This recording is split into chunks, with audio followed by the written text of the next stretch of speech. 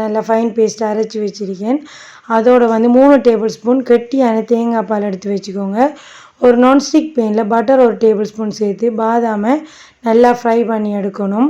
நீங்கள் கஜு இருந்தால் அதையும் சேர்த்து நல்லா ஃப்ரை பண்ணி எடுத்தது பிறகு அதே எண்ணெயில் நம்ம பிளெண்ட் பண்ணி வச்ச வாழைப்பழத்தை சேர்த்து நல்லா கலந்து விடணும். நல்லா கைவிடாமல் கிளறி விட்டு கீரிக்கணும். இது வந்து நல்லா வெந்து வரும். வெந்து வரக்குள்ளே வந்து உங்களுக்கு தேவைன்னு சொன்னால் வெனிலா எசன்ஸ் சேர்க்கலாம். நான் இன்றைக்கி இதில் ஃப்ளேவர் வந்து எங்களோட விட விருப்பம் இல்லைன்றது வெனிலா எசன்ஸ் சேர்த்திக்க. நீங்கள் பனானா ஃப்ளேவர்லேயே விடலாம். அதோட 3 டேபிள் ஸ்பூன் தேங்காய் பாலையும் சேர்த்து நல்லா கெட்டியானதும் அதோட 1/2 டேபிள் ஸ்பூன் பட்டர் சேர்த்து நல்லா கைவிடாமல் கிளறி விட்டுக்கோங்க. இப்போ வந்து 150 கிராம் வந்து சீனி சேர்த்திருக்கேன். சேர்த்து சீனி மெல்ட் ஆகிற அளவுக்கு நல்லா கலந்து விட்டதுக்கு பிறகு உங்களுக்கு ஒரு கண்ணாடி பதம் வரும்.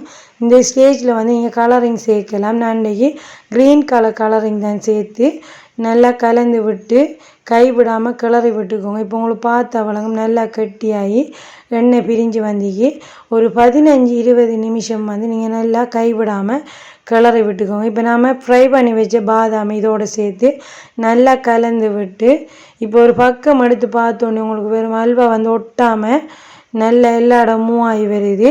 இதுதான் வந்து ஸ்டேஜ். இதில் அடுப்பு ஆஃப் பண்ணி வந்து நாம் இதை வந்து வெளியே எடுக்கலாம். இப்போ உங்களுக்கு பார்த்தா வழங்கும் அல்வா எப்படி ஒட்டாமல் ரெடியாகி வந்திக்கண்டு ரொம்பவுமே சுலபமாக செய்யக்கூடிய வாழைப்பழ அல்வா எப்படி செய்யணும் பார்த்தோம். வீடியோ பிடிச்சிருந்தா லைக் பண்ணுங்கள், சப்ஸ்கிரைப் பண்ணுங்கள். தேங்க்ஸ் ஃபார் வாட்சிங்.